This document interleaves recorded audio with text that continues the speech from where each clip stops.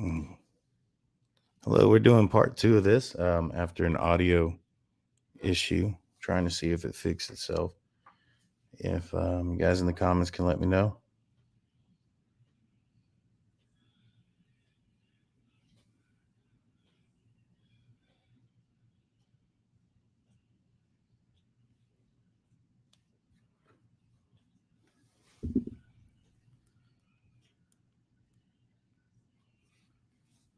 Testing, testing.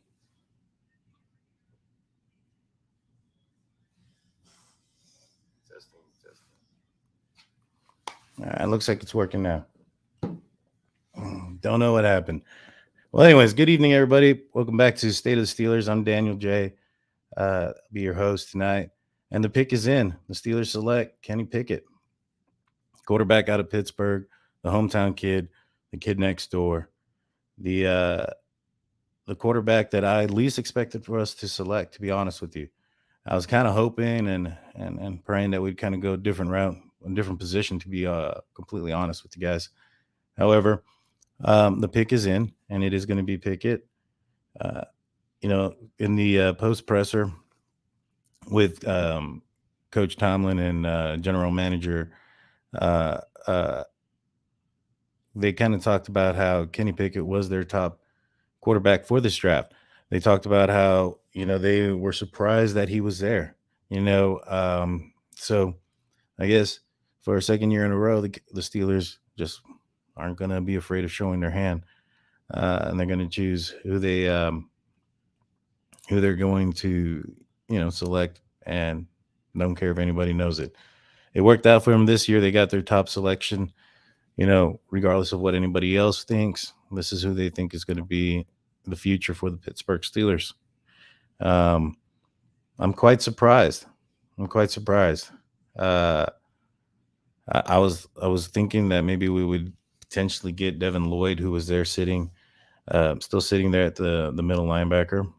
Um, Devin Bush kind of took a step back last year, and I know we got Miles Jack. However, we kind of need somebody else to kind of step in with him. No, it's not a bad pick. Alex says it's not a bad pick. It was time to concentrate on a wide receiver. Yeah, yeah, I agree. The receiver was going to be the next position that I was thinking we were going to get. I was hoping we weren't going to go with quarterback because I was kind of hoping that we weren't going to go with offense in the first two rounds. The run early on receivers kind of handcuffs us now, though, with picking a receiver that, isn't probably one that was higher on our draft board. But back to Kenny Pickett. I think he's going to be I guess the best thing right now, nobody's seen him play. The biggest thing that everybody says is that he's near his ceiling. He's near the top of his game. He's not going to get any better. And I don't understand how anybody can say that or know that or how that can come out. The kid hasn't even played yet. All he's done is shown that he's gotten better each year in college, and that right now he was the at least in the Steelers' eyes, the best pick for them. And so we'll see how it goes. We got Mitch Trubisky ahead of him. We got Mason Rudolph also ahead of him in the pecking order right now. They're going to battle it out. The Steelers getting Mitch Trubisky on a $7 million a year deal, and Mason Rudolph on a $5 million cap hit. Those aren't starter money, so it's not guaranteed that they are going to start in front of the rookie. I'm thinking that he's going to have every chance and every opportunity, along with Mason Rudolph and Mitch Trubisky, to prove himself. Similar to Najee Harris last year with the running backs that we had. And so, it's we'll see. Another good positive thing about this is we didn't lose any draft picks to get this quarterback. We didn't move up. We didn't have to trade. We didn't have to give up our future. We have a new general manager that's going to be coming in. And I'm sure that, us getting a quarterback prior to them coming in, and also, potentially taking away future draft picks at the same time, wouldn't be so appealing. So this here it makes it a little bit more attractive because at the end of the day, if Kenny Pickett doesn't work out, the GM can always kind of say, "Hey, that's not the person that I chose," and we can kind of do this all over again in a couple of years and see where we're at. You know, hopefully, maybe we'll be getting, if worst comes to worst, we'll be getting the next Manning kid when he's coming out in a few years. But for right now, the answer at QB for the foreseeable future is going to be Kenny Pickett. The Steelers aren't going to waste a first round draft pick without the intentions of this man starting eventually, or sooner than later. In the most recent press conference previous to the draft, Colbert said that he likes to get at least 3 starters out of the draft. Getting a person that you intend to sit in the first round kind of puts a big damper in that solution of having 3 starters out of the draft. So it's going to be a interesting year. It's going to be an interesting offseason. It's going to be an interesting battle. I think that this kid here is going to be if he can get on the field sooner than later, he's a little bit mobile, getting kind of comfortable with maybe Najee Harris, getting comfortable uh, with Pat Freiermuth and Deontay Johnson and Claypool. Then if Mitch Trubisky starts to struggle early on, then move with Kenny Pickett in there wouldn't be so hard. Now, what does this do for Mason Rudolph? That's a question probably not on many people's minds, but I think he's going to probably request a trade there. He's not really going to get an opportunity to compete for the future. I don't think he's going to be able to beat out Mitch Trubisky this year, and I think he's going to want to compete somewhere for a starting position. Don't be surprised if we move up in the draft if we can get rid of him. I doubt it though, but we'll see. What I think we're going to get next, though, I think we're going to go with probably that receiver. I think we kind of tightened up a lot of our holes that we had in the defense. I think that us getting a quarterback in the first round and not moving up for a like Jordan Davis when he fell out of the top 10, or Kyle Hamilton when he also fell out of the top 10, kind of leads me to believe, especially with Jordan Davis not moving up for him, that Stephon Tuitt might be coming back. And that's going to be a huge plus for our defense. Him and Cam Hayward and Tyson Alualu and that the new kid Adams that we had last year that came in off of that we picked off the Saints practice squad. Those guys there, in my opinion, are going to be our starting, front. They're going to be rotating, and I think as long as everybody stays healthy, which is asking a lot out of a 17-game season, and some men that are a little bit older, and also men that have had a history of having, at least in Stephon Tuitt, having a history with some injuries. So, it's an extended season. It's not 16 games as it used to be, and because of that, I don't believe that. I think we'll probably have to go somewhere later on in the draft to get more interior defensive line. But I think that our defense, as long as everybody stays healthy, we'll be okay. But our next pick definitely is going to have to be a receiver. That's probably the biggest hole. And we're probably going to be looking at a running back somewhere around the 4th or the 5th round. Jaime Garza comes in and says, does the NFL have a farming system like the MLB, NHL, or soccer/football? Yes and no. The USFL and I believe they're going to be somewhat like a spring league. They're going on right now. They have about, I think it's 8 teams. They're all representing different cities, but all playing out of one stadium just for financial reasons. And they're playing, and it seems like they might be the spring league, so to speak. And I believe the XFL is also making a comeback. And so with those leagues, those would be considered, I guess, their spring leagues, where you can get some, I guess, some players, a little bit more eyes on them. I believe there's also a fan league that's going on where Johnny Manziel just recently threw a touchdown pass to Terrell Owens at 48 years old. Believe it or not, still out there running routes, playing football. It was insane. Fun thing, I actually met Terrell Owens in person, and he is not the nicest of persons. He's a real jerk, to be honest with you. And so he was at a charity event that my the business that I work for was involved with a few years back, and he was one of the celebrity participants in there, and yeah, he was quite a jerk, but yeah, he just recently was participating in that league. I think he may be partially owner of the team or something. I'm not sure. Uh, but yeah, back to football or NFL news. Yeah, it's gonna be interesting with that run on receivers. I'll be honest. I'm not sure. I mean, I haven't been watching the draft, so I'm not sure if anybody's been picked up since. But I think there's George Pickens who might be still available out there. Um,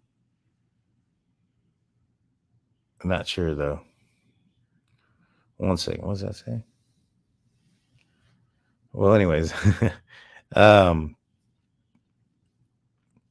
but yeah. However, I think that this signing here is going to be okay. I think we're going to be all right. It's going to be interesting to see who's going to be the starting quarterback in the first round or the first preseason game, and it's gonna be interesting to see how they do that rotation coming up in the preseason. I'm going to be super excited to see that. I'm going to be excited to see the battle that's going to be, coming up. We're in a tough division. We have to go up against the likes of Lamar Jackson, Joey Burrow, and now Deshaun Watson. We're doing it with Mitch Trubisky and Kenny Pickett.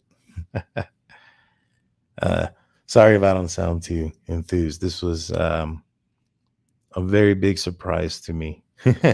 I was thinking that if we were going to go quarterback, that we were going to go either Malik Willis or um, uh, Matt Corral. So Kenny Pickett is pretty shocking. I was um, I was very much shocked. In fact, every time I saw somebody or one of these teams, trading up in the draft to get in front of the Steelers, I was thinking that they were picking a QB and that they were getting in front of us because of that. No, the aggressiveness or the aggressive trades that were happening, and how far, um, what do you call it? How far, the jumps were. I believe one went from like 32 to 12 or something like that with a in division trade with I believe it was the Lions and the Vikings. For a receiver, that was crazy. But this is a receiver league. You know, um, Basically everybody's a copycat league. The Cincinnati Bengals or the Bungles, they last year basically drafted Jamar Chase and turned a team that was pretty bad, and they turned it around to a team that made it to the Super Bowl. I'll say it. I wasn't impressed with Joey Burrow. The year previously, his rookie year when we played them, and I wasn't. I'll be honest. I didn't see the second game that the Steelers lost to the Cincinnati Bengals this past year. My dog had an emergency, so I didn't see the game. And after seeing the score, I'll be honest with you, I didn't watch the replay either. But you know, based on what I saw last year, and based on what I saw this year, I think that it was more Jamar Chase than it was Joe Burrow in that. Now I might be wrong, and the Bengals could go to they could win the North again and be competitive again, and I'll eat my words, but I'm not really impressed with him. I think that the receiver Jamar Chase is what made that offense and what made and propelled them to where they were. It allowed Joe Mixon to be to be a useful threat and a weapon. And so by doing that, in my opinion, I think the rest of the NFL saw that, and they see that if they have a good receiver, that they too can be competitive, and they could be potentially in a position to get into the big dance there, just like the Bengals were. I mean, the Bengals were bad. They got Joe Burrow because they weren't a good team, and so I think the NFL sees that, and that's why the other teams went with receiver, and why we're seeing such big trades in the with receivers, with Hollywood Brown leaving, with AJ Brown also leaving Tennessee. It's kind of crazy. It's a crazy time, and I'll be excited to see if the Steelers what we're going to do at the receiver position, because we have one disgruntled receiver right now in Deontay Johnson, who, in my opinion, isn't worth the amount of money that he's requesting or asking for, or going to be pushing us for. I understand that the cost for receivers is going up, but uh, a lot of the talent coming out of the draft, you're finding receivers in further and further deeper into the draft. They're not the first rounders that are getting drafted, that are the that are making the big noise, so to speak. You know, and so with that being said, I think that the NFL, like I said, is a copycat league. They're seeing the other teams running on receivers, and I'm not sure what we're gonna do. We have Deontay Johnson. That's where I was at. We have Deontay Johnson, and he's a little bit disgruntled. I'm not sure he's going to be worth that 18, 20, 25 million dollars a year that he's going to be asking. He's dropped the ball in significant times. It's not about the drop percentage. It's not about the stats.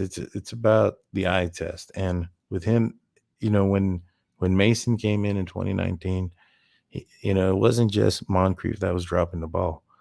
Deontay Johnson had a few drops as well on third down, and he did the same thing for Ben. The following year, in a huge way. Now last year, yeah, sure, he cleaned it up for the most part, but down the stretch, and also in the biggest of moments, it seemed like the pressure, or the size of the stadium, was too big for him. And so, we need a receiver who can catch those balls, who can make those, as Tomlin says, routine plays routinely. It's not about, all right, the awesome splash plays that you can make, maybe one or two a game. It's also about making those routine third down, drive continuing plays when he's dropping the ball on third down and short, or he's dropping the ball because he takes his eyes off and he's trying to look up to see where he's going to run at. That kills our drive. That kills points. That kills our defense. Um, one of the things that I think that was a main contributor to why our defense was so poor, has been so poor down the stretch, is due to the fact that they've been on the field longer than any team, you know, any defense that with their capabilities should be. The time of possession, especially in the first half of games last year, was outrageously bad, and the inability to get anything going and going three and out. I don't know what the stat is, but I'm sure we were probably one of the worst teams, or one of the teams that had the most three and outs. And that's not a good stat to have. I understand that we were kind of maybe handcuffed a little bit by our QB and our QB situation. I just don't see how Kenny Pickett, to go full circle with this, is better than what we currently have. Or I guess my concern is he going to be better than what we have? It's the film or tape that I've seen on him. The only questions or concerns that I have with him is also his feet. He has a little bit of happy feet sometimes. And it reminds me a lot of Mason Rudolph. And it's just like, I drafted Mason Rudolph all over again, but we'll see. Well, with that being said, guys, I just kind of wanted to jump on real quick. I know it's kind of late, and I want to thank everybody that was able to come back and watch for a little bit after the audio mix up. I'm not sure what happened there. Probably one of my dogs maybe hit the wire or something while they were in here earlier. But I appreciate everybody coming back on. Please like, subscribe, and hit that notification. I'm trying to get to grow the channel, and I'm trying to get more people to come in and more interaction with more Steeler fans and NFL fans abroad.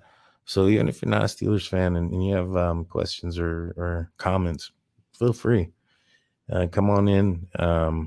I'd love to chat with everybody. So again, I'm State of the Steelers. I'm Danny J. If anybody has any questions, it wasn't Capone. I mean, it was probably, if anybody, it was probably Bonnie, and that's my dog.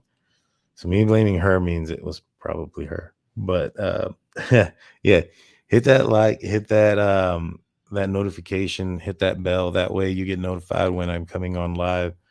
I'm gonna be traveling tomorrow, so got an early day. I'll be flying into Pittsburgh. I'll be able to I'll be out there for the draft party on Saturday. So if anybody out there that's going to be there, if you see me, I'll be in my Steelers Color Rush Friarmouth jersey. Come say hi. I'd like to meet as many people as possible. Thank you. I appreciate that. And so with that being said, y'all have a great night. And who knows? Maybe Kenny Pickett will become the Dan Marino we didn't draft back in the day. You never know. With that being said, go Steelers.